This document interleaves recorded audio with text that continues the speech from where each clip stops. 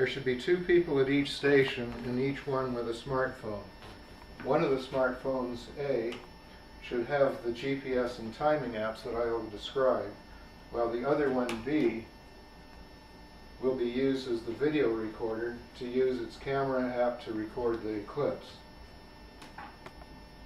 For A, it needs the 2 special apps.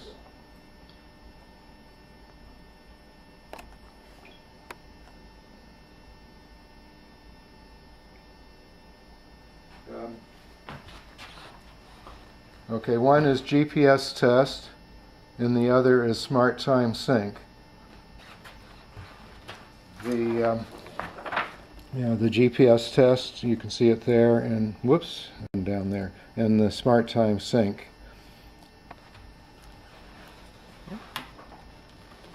So we already have them, but I give links in an accompanying document with this video.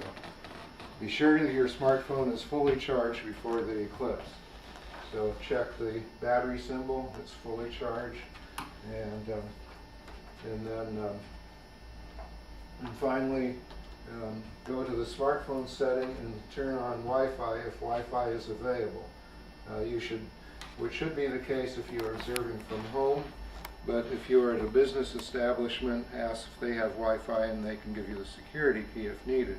But if you're in a park or in another place that does not have Wi-Fi, then Wi-Fi should be turned off, but you should have internet access via your smartphone network. So we go to settings, and Wi-Fi is connected. So if you toggle that, you can turn it off or on. Okay, but it's connected. That's what we want. Okay. We will next go outside with these. Okay. For camera B, which is going to be used, or for cell phone B, which is going to be used as the camera, be sure to turn off the flash. And there's a, if you go to the camera,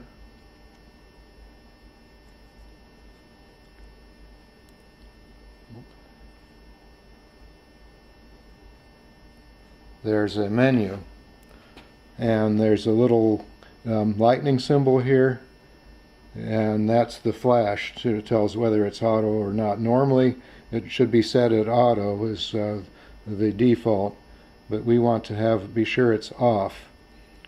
And now you can see a line through the lightning symbol, so that proves it's off. Be sure you have enough storage to record video, and so you go to settings, and you have to move down. 2 things below sound is storage. You touch that, and then it takes a few seconds to calculate what the available storage is. It's calculating, see there, and now it's figured it out. And you can see it has available 6.21 gigabytes, which is plenty. You need at least 0.5 gigabytes, and if you have something close to that or less, be sure to download some your photos and videos that you've recorded in the past to your laptop. Do that a day or more before the Eclipse, so you be sure to have enough storage to record have the half gigabyte storage that you're going to need to record the Eclipse. And then and finally make sure that the cell phone is fully charged, and you can see it's pretty well, it's almost charged. It's well enough for this for now. Alright, I'm recording. Okay. More than 2 minutes before the Eclipse, smartphone B should be placed in the cell phone holder of a photographic tripod. And you also need to take care of wind, which there could be.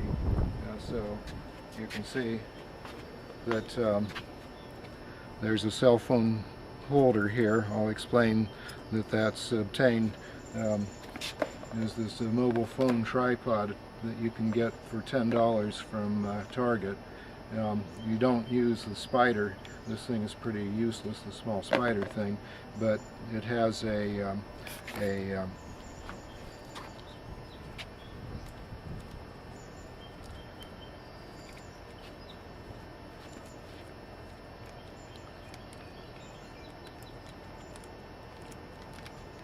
see, this is the part that comes with this, and it normally screws in here, but we're going to instead use a more substantial tripod, and this is the quick release of the better tripod.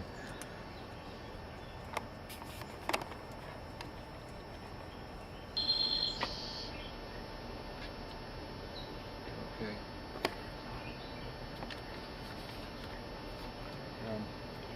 Okay, we're going to turn on A now. Okay, and the time is 3:09. We will assume that the eclipse occurs at 3.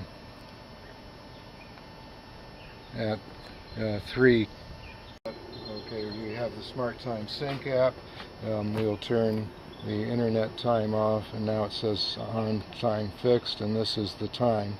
The source time is 3:09 p.m. As soon as it's 3:10, we're going to switch to okay, now we're going to switch to the GPS test, and the coordinates are there, and the important thing now is to start this camera.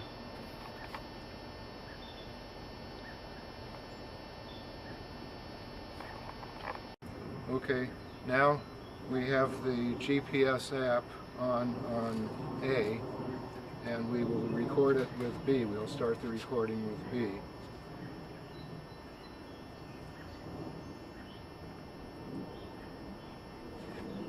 Okay, I'm in the camera now, and we want to be zoomed in this one.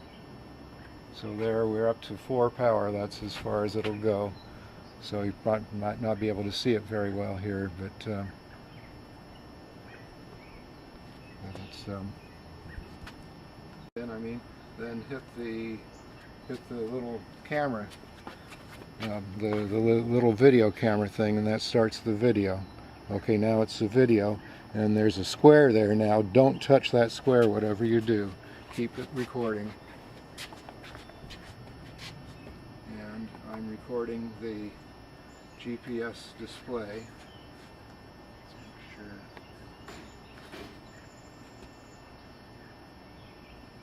And there it is. I have the coordinates recorded now. Recorded clearly. Latitude, longitude, 38, 59, so forth. Okay, it doesn't matter that it's jiggling around, it just has to be legible. Okay, and next, we'll just set the recording one down, still recording, and we will switch the app.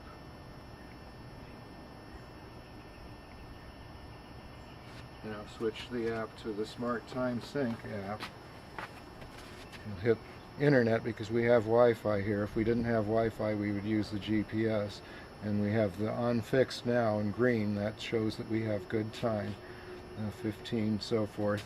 And so we have to record 10 seconds of this display.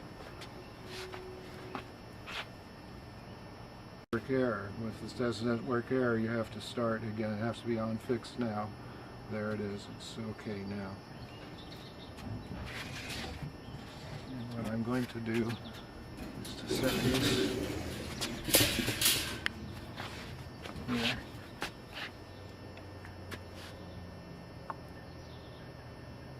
It's still recording.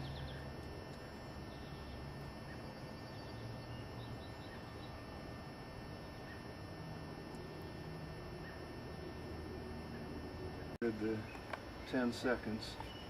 I have to see if it really shows up. And then now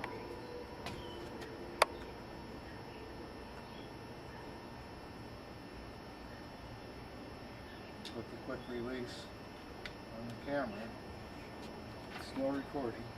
And the important thing is to put it on this tripod so you can get up underneath it and aim the cell phone at the sun.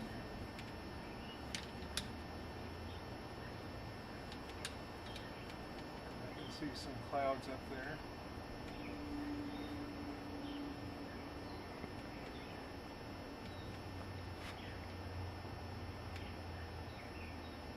There's the sun.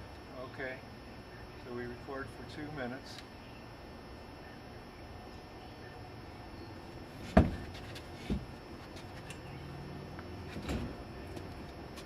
But we will abbreviate it.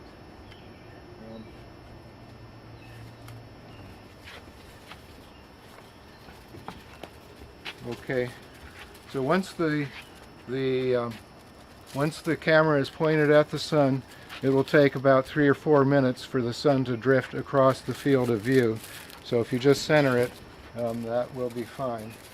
I'm going to put a little piece of, again, it's easier to do this actually on a cloudy day when the sun is not quite so bright, and you know, for testing.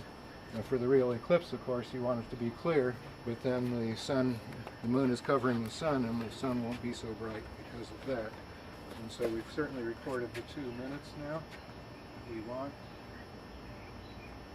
And next, all we have to do is record the time on the cell phone.